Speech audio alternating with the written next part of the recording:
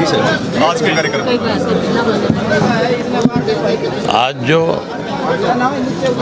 कृषि के 3 काले कानून जो केंद्र की सरकार ने बनाए, सरकार की तरफ से बारी बारी ये कहा जा रहा है कि कुछ चंद लोग जो है बॉर्डर्स के ऊपर आके धरने पे बैठे हुए, उनको कृषि मंत्री ने तो किसान तक भी नहीं मानने का काम किया।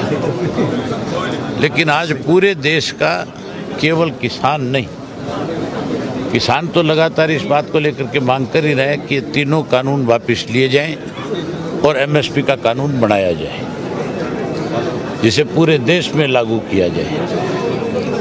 उसके बावजूद आज इस आंदोलन के साथ व्यापारी भी जुड़ा हुआ है, कर्मचारी भी जुड़ा हुआ है।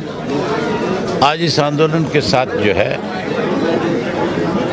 वकील जो है वो भी लगातार, चाहे वो सुप्रीम कोर्ट में प्रैक्टिस कर रहा है, चाहे वो हाई कोर्ट में कर रहा है, चाहे वो डिस्ट्रिक्ट कोर्ट में कर रहा है और चाहे वो कोई सब डिवीज़न पे कर रहा है, वो भी लगातार अपने तरीके से इसका समर्थन कर रहे हैं, धरना दे करके सरकार से रोज़ डिमांड कर रहे हैं। और मुझे लगता है कि जिस तरह से अलग अलग दिवस मनाए जाते हैं, कभी किसान दिवस मनाया गया, कभी अभी महिला दिवस आज, उसके लिए बधाई देता हूँ। एक दिन ऐसा भी आ सकता है इस देश में कि हमारे सारे वकील इकट्ठा होकर के, एक एडवोकेट इकट्ठे होकर के एक ऐसा दिन भी मना सकते हैं कि जहाँ पेन से पूरे देश में लॉकडाउन करेंगे, वहीं किसानों को समर्थन देने के लिए वकील अपना एक दिन तय करेंगे। सर, विधानसभा सत्र जैसे बुलाया गया, उसमें कांग्रेस पार्टी के विपक्ष के जो कि अविश्वास प्रस्ताव लाएंगे, तो आपको क्या लगता है? मुझे नहीं लगता कि कोई अविश्वास प्रस्ताव आएगा। अविश्वास प्रस्ताव के नाम के ऊपर कांग्रेस जो है इन किसान के इशू पे उनको कोई बात ना कहनी पड़े, इसके लिए शोर मचाएंगे और शोर मचा करके हाउस को एडजॉर्न करवाएंगे। उसके बाद दोबारा जब हाउस चलेगा तो फिर वेल में जाएंगे और फिर वेल से जा करके नेम होकर के कांग्रेसी बाहर आएंगे, क्योंकि कांग्रेस ने खुद इन बिलों को बनाने का काम किया था। ड्राफ्ट कांग्रेस का किया हुआ है, बीजेपी ने इसको लागू किया। पहले जब कांग्रेस इसको बिल के रूप में लेकर के आई थी तब बीजेपी ने विरोध किया। आज बीजेपी लेकर के आई है तो कांग्रेस कहीं अपने आप को देश के किसान के सामने उनका समर्थक दिखाने की कोशिश में है। लेकिन दोनों के मैनिफेस्टो आप अगर देखोगे पिछले, तो दोनों मैनिफेस्टो में साफ लिखा हुआ है कि हम इस कानून को लागू करेंगे, जबकि इसके लिए किसी ने कोई डिमांड नहीं करी। दोनों एक दूसरे के सहयोगी हैं इसमें। सदन में आपकी इस बार उपस्थिति नहीं होगी इस्तीफे के बाद, क्या वो भूमिका जो आप सदन में निभाते थे अब बाहर लोगों में जाकर किस तरीके से सवाल उठाने की, मुद्दों को उठाने की कोशिश करेंगे? मैं 8 तारीख को जाऊंगा। आज तो कुछ नहीं होना, आज तो केवल गवर्नर का अभिभाषण है और शोक प्रस्ताव, उसके बाद हाउस एडजॉर्न हो जाएगा किसानों को। लेकिन मैं 8 को जाऊंगा, 9 तारीख से दोबारा सेशन शुरू है और मैं 9 के बाद लगातार चंडीगढ़ रहूंगा। मैं रोजाना हाउस की कार्रवाई को देखूंगा, कांग्रेस का, बीजेपी का, दूसरे और एमएलएज का किस तरीके से किसान के पक्ष में कौन खड़ा है कौन नहीं खड़ा है, उनकी हाउस के अंदर किस तरह की भूमिका रहेगी, उन सबको वॉच करूंगा।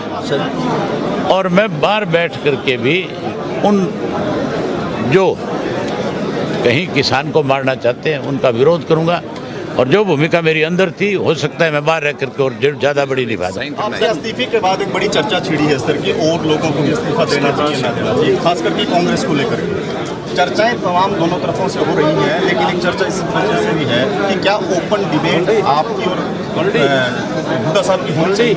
वो कहते हैं कहते हैं कि उनको देना चाहिए। मैंने भूपेंद्र सिंह हुड्डा को बहुत बार इस बात को लेकर के आप जैसे साथियों के माध्यम से कहा है कि हुड्डा साहब जिस दिन चाहें, बीजेपी के लोग, बीजेपी का प्रधान मुख्यमंत्री जिस दिन चाहे ये जहाँ मर्जी जगह तय करे, मुझे बुला ले, मैं उनके साथ इस इशू पे डिबेट करना चाहूँगा। अगर वो मेरे किसी भी सवाल का जवाब ढंग से दे दे, उससे जो ऑडियंस बैठा हो या आप लोग अगर सेटिस्फाइड हो जाएंगे तो मैं हुड्डा को लीडर मान लूँगा। हुड्डा तो कांग्रेस बीजेपी का एजेंट है। जो राज्यसभा का चुनाव था, जब सुभाष चंद्रा बीजेपी की तरफ से कैंडिडेट बना था, कांग्रेस और हम मिलकर के 37 से ज़्यादा लोग थे, 30 की ज़रूरत थी, तो चंद्रा मेंबर नहीं बन सकता था। लेकिन भूपेंद्र सिंह हुड्डा ने अपना बैलेट पेपर जो है उसको टिक भी नहीं किया, खाली छोड़ किया है। उसके 14 साथियों ने पेन की स्याही बदली। ये बात जंग जाहिर है, सबको पता है। उसके बाद तो इलेक्शन कमीशन को भी फैसला करना पड़ा कि जब भी कोई मेंबर वोट डालने जाएगा तो पहले उसकी पूरी तलाशी ली जाएगी, फिर उसको जो आपका प्रिजाइडिंग अफसर बैठा होगा वो उसको पेन मुहैया कराएगा और वो उससे कहेगा कि टिक करके। सर, महंगाई की बात करें तो अरे एक मिनट, क्या करना है महंगाई का? पहले किसान की बात तो कर लो। सर, किसानों, एक मिनट। दूसरा, भूपेंद्र सिंह हुड्डा का उदाहरण और बता देता हूँ आपको। जब राज्यसभा का अब की बार का चुनाव था, बीजेपी ने जहाँ उनके पास 20-25 मेंबर्स की कमी थी, वहाँ भी दूसरा कैंडिडेट खड़ा किया। हॉर्स राइडिंग करके कहीं अपने लोगों को जिताना चाहते थे। यहाँ तो एक मेंबर की कमी थी। यहाँ आखिरी दिन तक चर्चा थी कैंडिडेट खड़ा करेंगे। कैंडिडेट खड़ा करने की बजाय हुड्डा का आसान उतारा, उसके बेटे को अनअपोज्ड बढ़ने दिया। अगर कैंडिडेट खड़ा कर देती बीजेपी, चाहे किसी को इंडिपेंडेंट खड़ा कर देती, तो भी आप मान के चलो हुड्डा का बेटा नहीं जीतता। 8 कांग्रेस के एमएलए आज भी ऐसे हैं जो इसके अगेंस्ट हैं, जो इसके पूरा खुले में खिलाफ हैं।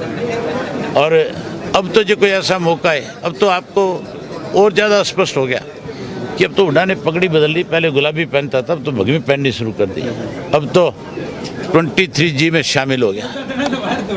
तो मान के चलो ये दोनों पार्टियां आज जो पक्ष और विपक्ष हरियाणा में है, ये दोनों के दोनों मिलकर के किसान को लूटने का काम कर रही है, लोगों के आंखों में धूल झोंकने का काम कर रही है। जहाँ तक महंगाई का सवाल है, कांग्रेस पार्टी आज की तारीख के अंदर विपक्ष में थी, सबसे बड़ी पार्टी थी।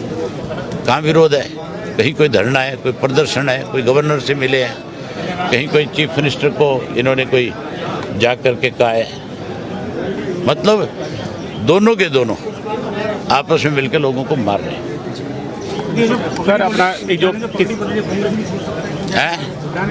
पगड़ी बदली है जम्मू में जाके, कांग्रेस भी छोड़ सकता है कुछ ऐसा? कांग्रेस छोड़ेगा 100%। कांग्रेस में नहीं रहेगा हुड्डा, जाना पड़ेगा हुड्डा को। आज तक का इतिहास है हरियाणा का भाई। आज तक हरियाणा के अंदर जो व्यक्ति कांग्रेस पार्टी का चीफ मिनिस्टर रहा है, उसने हमेशा अपनी नई पार्टी बनाई है। राव वीरेंद्र को ले लो, चौधरी बंसी लाल को ले लो, भजन लाल जी को ले लो, और हुड्डा कैसे टल सकता है? हुड्डा भी तो वही काम करेगा जो उन्होंने किया। तो रिवाज है इनके। किसानों को अपने नेताओं की बात माननी चाहिए। किसानों को किसान नेताओं की बातें माननी चाहिए।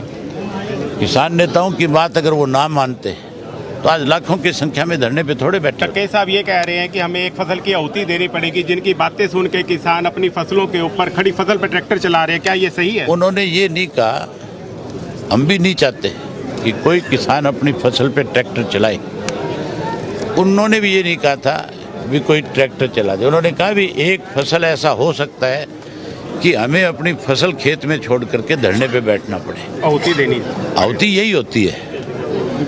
ये कोई उनका गलत नहीं था कहने का तरीका, अपनी अपनी भाषा है। जो किसान पंजाबी जो है, उस भाषा को जब हम बोलते हैं तो उसके 2 अर्थ निकलते हैं। आप तो पंजाबी हो, आपको तो इस बात का अंदाजा है। जो पंजाबी के 2 अर्थ निकलेंगे तो फिर यूपी की भाषा के भी 2 निकल सकते हैं।